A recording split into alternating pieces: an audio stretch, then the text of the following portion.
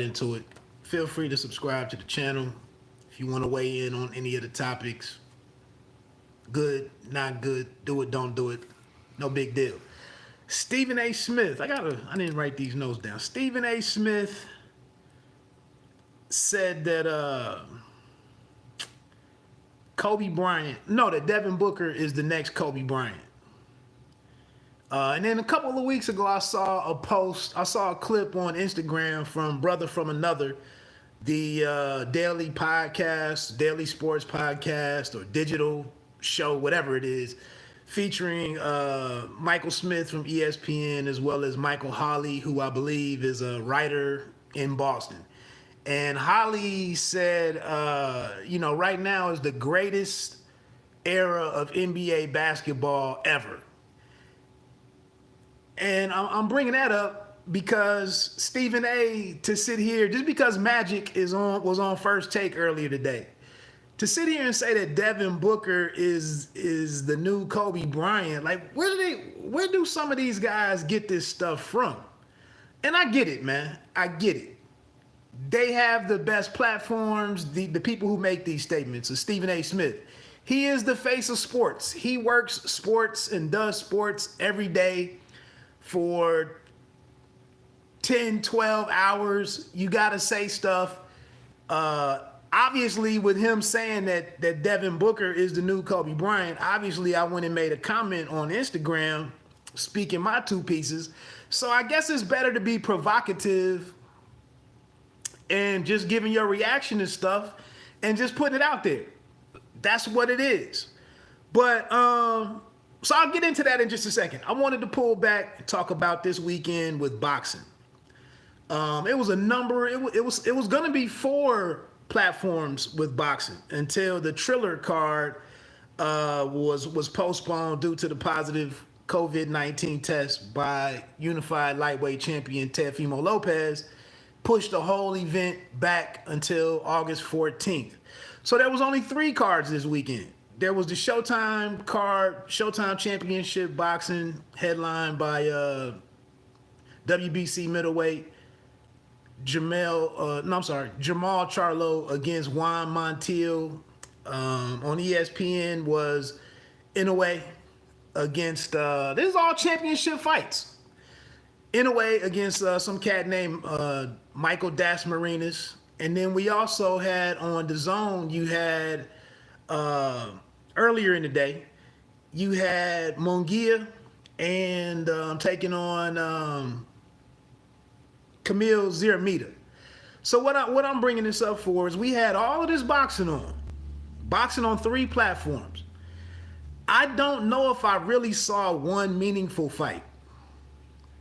The post-fight, the pre-fight build-up and the promotional, the digital content, the shoulder programming, whatever you want to call it, to support the monster and the branding of the monster for Naoya Inoue was better than any of the fighting. Again, we're talking about 3 cards with at least 3 fights per card.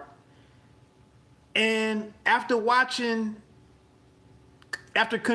concurrently watching like 8 hours of boxing, at the end of all of it, me as a fan of the sport, I really don't know that I got anything meaningful. And I just think this continues to be a problem for boxing to ask us to tune in, and for all of these different boxing promoters and promotional entities to have these platforms to put on boxing, and none of this stuff means anything. None of these fights mean anything. They just showcase fights. You watch Jamal Charlo walking back to the locker room, and it's just a coronation. It's people throwing roses at his feet for doing an event in Houston. That's what it essentially was. Now, shout out to Juan Montiel for continuing the fight. I don't know how the hell he took some of that stuff, but a hell of an effort from him. Also in the Jaime Munguia and Camille Ziramita fight. Again, I don't know what that fight really was significant about that fight. Couldn't tell you. But another tough ass dude in Ziramita. He stood in there until he couldn't no more. Gotta take into consideration he took this fight on like 3 to 5 weeks, maybe even 2 weeks. of preparation. So shout out to him for showing up and not laying down. Other than that, I mean, the biggest thing that I saw this weekend in boxing was Gabriel Rosado, a journeyman, a dude with really not much of a future, other than testing out the up and coming fighters, which is what he was supposed to be doing or thought to be doing here against Bektemir Melikuziev until he knocks the man out. And then I got something that I was excited about. But other than that, the showcase fight on ESPN, in a way, against Das Marinas, who I didn't know. Das Marinas did nothing.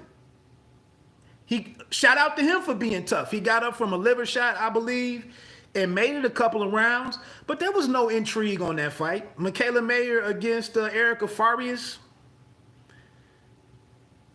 Okay.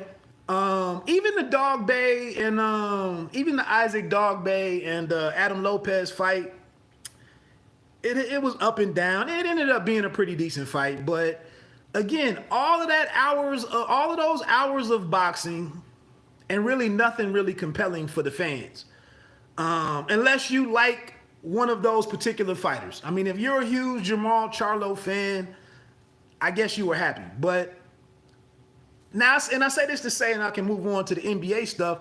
The fact of the matter is here, I elected to watch boxing over a Game 7 Eastern Conference Final with the Bucks and the Brooklyn Nets.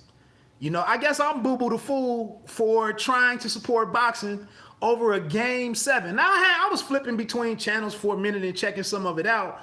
But again, a day's worth full of boxing, days worth full of boxing, and really nothing significant. And I chose it over Giannis Antetokounmpo and Kevin Durant going head to head in a Game 7. I won't make that decision again. That's why I didn't write any articles this weekend, because I'm like, what am I doing here with my time? That's why I didn't bother doing a live yesterday, because what was there to even talk about? I don't get it. So moving on to basketball. Speaking of that Game 7. And Stephen A. Smith today, Devin Booker is the new Kobe Bryant. Michael Holley, a brother from another podcast. This is the greatest era of NBA basketball. Hold on, bro. Seriously. Hold on. Wait a minute. How can we continue to react to what happened this past weekend when it took some of these people? Another example is last week, Stephen A. Smith said that Spider Mitchell, greatest Utah Jazz player ever, he's home right now. He's fishing or making vacation plans right now. He's already on vacation. How can this man possibly be better than Carl, even though we don't like and we don't rock with Karl Malone and John Stockton? How can he possibly be better than those guys without not doing or not achieving any of the accomplishments that those two guys achieved? How can Devin Booker in his first playoff appearance, even though he is doing an excellent job, how is he the new Kobe Bryant? Like, let him do some stuff. This rush to make all these guys greats and GOATs. What's the rush? So, but another example for Michael Holley, who's talking about this is the greatest era of NBA basketball ever. Are you serious? Let me just talk about this game from 1988 between the Boston Celtics with Larry Bird, and DJ, Robert Parrish, McHale, against the Atlanta Hawks and Dominique Wilkins and some others. Dominique and Larry Bird go 47 and 34 respectively. Larry Bird scores 20 points in the fourth quarter. They end up winning the game 118 to 116. This is a Game 7 Eastern Conference semifinal series. Now, what's significant about this was when teams were trying to get the Celtics out of there. They were trying to push these dudes, this aging team, they were trying to push them over the cliff and let the next guard come through. And here's Dominique Wilkins, who's rarely in anybody's discussion as whatever, but he pours in 47 points. We don't even really look at him as that type of scorer. Now, what's also why this situation, why I'm bringing this up, as today's basketball can't be hands down, just can't be greater than what we saw back then. In this 7-game series, the Celtics won the first 2 games, and then the Atlanta Hawks won the next 3 games. They won Game 5 in Boston. Boston goes and wins the Game 6 in Atlanta, 102-100.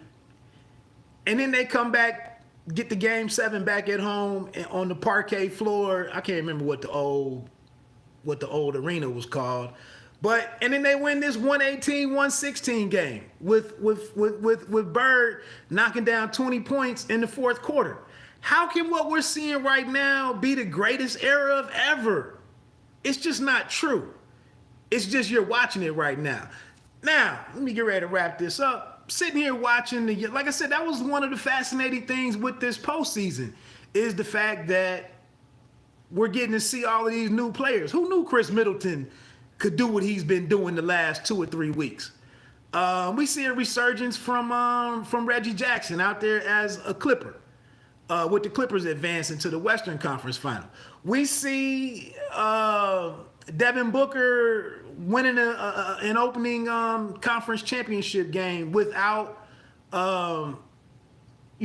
Chris Paul, leading Mikal Bridges out of Villanova. They won 2. They get win back-to-back championships there while with Villanova. Jay Crowder doing his thing, playing his role. Cameron, another dude who won a title when his 1 year at UNC after coming over from Pittsburgh, I think. So it's interesting seeing all of these guys, and we saw some of these guys in college and whatnot. Even though I think Booker might only been in Lexington for 1 year, but again, so I'm intrigued to see Ice Trey and the team that they built there with Collins and what's Hunter? Hunter must have got hurt again. I haven't heard his name in a couple of weeks. So yeah, man, it's great seeing these new teams there and making us consider the possibility that these teams can come from the lower seeded, a 5th seed, a 6th seed, a 4th seed team. They can get hot at the end of the year. And as LeBron gets phased out, and as we don't know what's going to happen with the Brooklyn Nets, they all are under contract for next year, but maybe Brooklyn does something because of the luxury tax, or they shuffle things around. They look for some way to get some youth, or avoid the injury situation that they had, want some contingency, some flexibility in there. I don't know. But, it's dope seeing all of this. And then it goes, when you do look at a Trae Young and kind of what's going on with the team building in Atlanta, other small market, and Atlanta's not even a small market, but these other teams who've been struggling for the last, 8 to 10 years or 6 to 8 years, you have a reason to believe that the front office of my squad can actually go into this draft and find, if you can land the right guard or the right perimeter player, your team can get into contention. The Herta cat that hurt Philadelphia yesterday. He was a 2nd round pick, I believe. So we don't even consider the 2nd round for the NBA draft anymore. So it's a reason to believe that, team building can happen through the draft instead of just player acquisition by, a handful of teams that can do it and places that players actually want to go to. So I think this has been a great development for the NBA. Those of us who still, who continue to give it a shot and to peek in and see if there's anything compelling to watch. And it's not just the same old same. Lastly, let me close out with what's going on now. All the praise being showered upon Devin Booker. let's switch over to now the criticism, the widespread criticism of what is he, fourth year player, Ben Simmons. Um, wow. I watched Ben Simmons the first year in the holiday slate of games for Christmas. I watched him the first year, like, let me get an eye on this dude, 6'10". I saw him a little bit at LSU.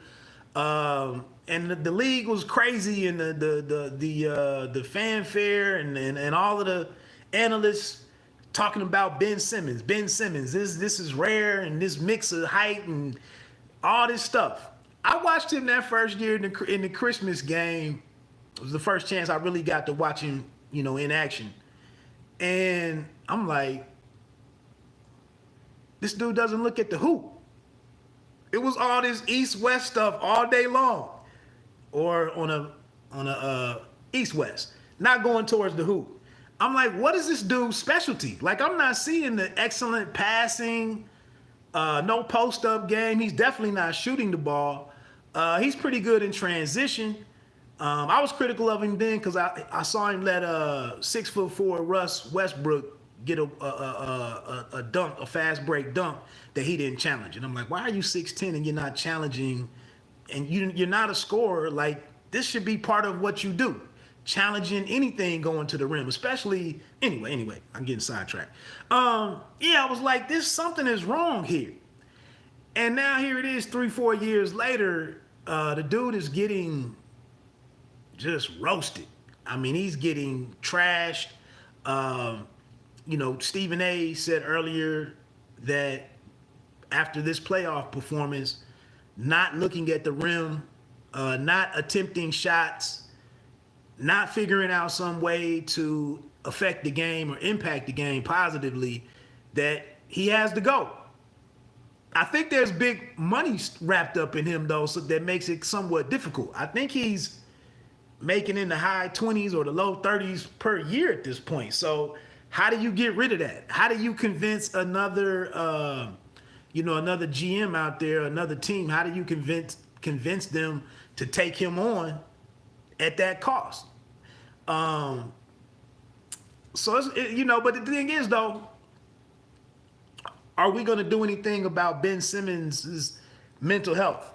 Like, he has to be going through it in some kind of way if all of these individuals are sitting around being, ripping apart his game, criticizing him, really going at him on a personal level, just for not being willing to accept the outcome of shooting the ball. Like, he doesn't even, Stephen A mentioned that he didn't go for what looked like a wide open dunk because he didn't want to be fouled and have to go to the free throw line, where I think he shot 34% of the 70-something attempts that he had from the free throw line.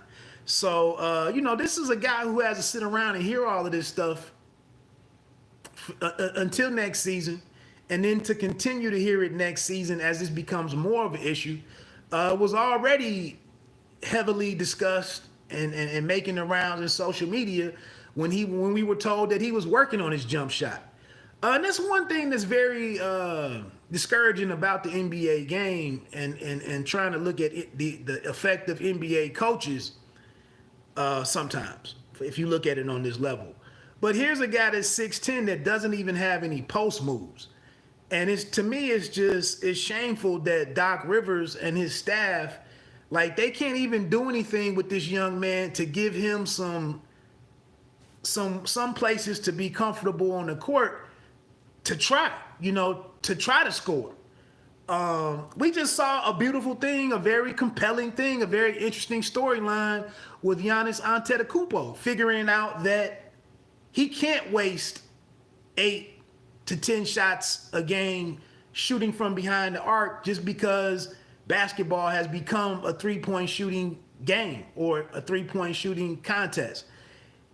He had to go in there and get his hands dirty and do a lot of heavy lifting and get to the rim and be physical, take contact. But he had to figure out a way to make 9 to 15, 16 shots per game, actual makes.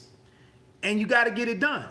He added some a variety of shots. I mean, he's not really a mid-range guy, but I saw him knock down a couple. He ran the break hard, attacking the rim, not settling for shots, and figuring out, to kind of defer to Middleton, doing all, the shooting, the long distance shooting, and the intermediate shooting and whatnot. So that was a very, even though I'm not a Milwaukee Bucks fan, if I'm gonna sit here and give my time to the NBA, I don't want to see Giannis throwing up 3-pointers just for the sake of doing so. So that was a great storyline in that series that I tuned into and had interest in it. Not enough interest in it to skip that to not skip the game 7 that I talked about at the beginning of this. But I don't know what they do with Ben Simmons. I've never seen anything like that in sports. With the exception, it was a couple of hitters back in the day, I think, that were hesitant to stand in the batter's box when Randy Johnson was throwing over 100 miles per hour and whatnot. It was some guys who may have struggled with that. I've seen some guys who got hit in the face with a baseball hit by a pitcher, and after that, it took a while for them to overcome standing in there, to hit. We know Rick Ankiel, I think, was a pitcher from St. Louis who went to go throw the ball to first base or home, and in a bad situation, he had the throwing error, and he never could pitch again. They had to move him out to the outfield, and he became a position player because he couldn't recover from that bad moment where he cost his team a game. So here with Ben Simmons,